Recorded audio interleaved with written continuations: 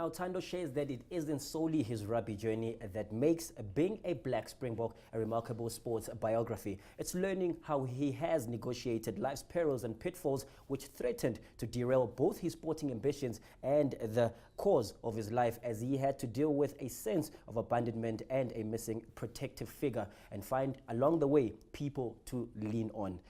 Coming to the book, Being a Black Springbok, where did the decision come to write the book? You know, initially I wanted to write the book in 2011. But, you know, sometimes when you write something called, whether it's a fiction or a non-fiction, you've got to be in a matured state of mind. You don't write a book because you're writing in an emotional state of mind, because there you're going to lose the plot. So in 2011, when the idea came, I think I was not ready at the time. But through the death of the late Soli Kibilika, it reignited the will and the want, where I was one of the speakers at his funeral, where he was shot in Cape Town. And he laid there in front of me, and as I chat and as I spoke to the mourners at the funeral, you know, I just came up with a line that says, "This is how it is to be a black Springbok." Yes. You know, it just came out of the mind. I don't know where it came from, but it did come. And you know, when we started writing the book, we didn't have a title. I said to Sbu, we need to write. We don't have to worry about the title. The title will sort itself out.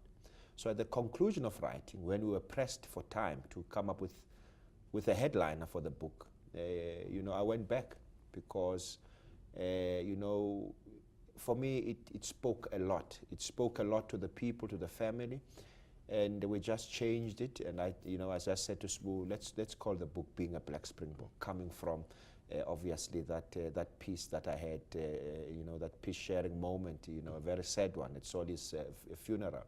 But if you also look at, if one writes the book, it had to be a life story. It is not about, I played this game, we won, we left, we got into a bus. No. I think what's important is we write the book as a life story, but making sure that we don't leave anything. You know, I'm quite open in the book about a lot of things, which I think many people, if one have read so many of their books, they are not, you know. They will tend to hide a couple of things. I didn't, you know. It's something that I just wanted to put out there and share with the people, how people receive it, you know. For me, you'll always find those who receive it very well and those, but I'm hoping that both sides, you know, will look at my angle and understand where I come from. Now, you talking about Sbu, he comes in and you guys come up with this piece together. Yeah. I had a chance to speak to him as well, just to find out about the book itself and what it took for you guys to put the book together. And he had words of thanks to you, including na Puma Thando Kamani. Okay. Gajeni, thanks very much for giving me the opportunity of writing quite possibly one of the books that will make the biggest differences in terms of getting a united Springboks and a united rugby fraternity in this country. I know your contribution in the development and the progress of black people and rugby people in general has often gone unnoticed, but you've laid yourself bare and you've put out your mistakes, your lessons, your triumphs in this book, which is not an easy feat. I hope a lot of people appreciate it. Thando, I think it's no secret that the conversations that we keep having are scary, and they scare me, and I hope when you sleep at night they also scare you, because there's still a lot to achieve. Thank you for setting the benchmark. Thank you for going the extra mile. You are one, and we are there to follow behind you. And I think more than anything, it's a matter of sponging off all that knowledge from you, and, you know, for us youngsters learning after you guys, to make sure that we look after the future. Now these are the people that appreciate. These are the Talking people of that, scary. exactly, like that appreciate you, Yes. and I mean, we appreciate you as well for what you're doing for the fraternity, especially in development as well.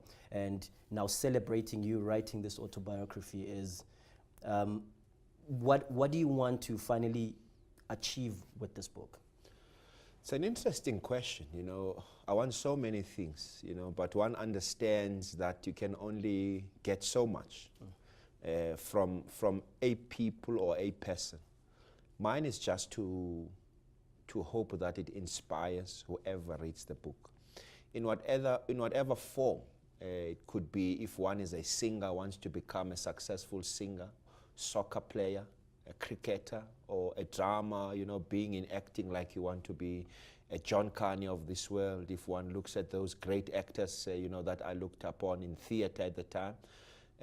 But also what's important, I think, is if one reads the book, is to understand the fact that never give up, you know. Trials and tribulations are part of our life, you know, our life story in life. And I hope the book does that. I hope the book unifies us in terms of listening to one another. We're not listening to one another as people. We're more on the negative side of blaming one another than listening, in fact, to one another and giving each other a chance to really become something, because we all have different talents, you know, and different gifts from the Almighty that has been given and bestowed upon us. So that's what the book, for me, I would want it to be. You know, it is not about me wanting to be a guy that is known for writing the book or for celebrity status. I'm not a celebrity. You know, I'm a normal guy that I would walk and talk to anyone at any given time, and I have no choices that I don't want to talk to certain media fraternities. I come to anyone because that's the type of person I am, because the message is one.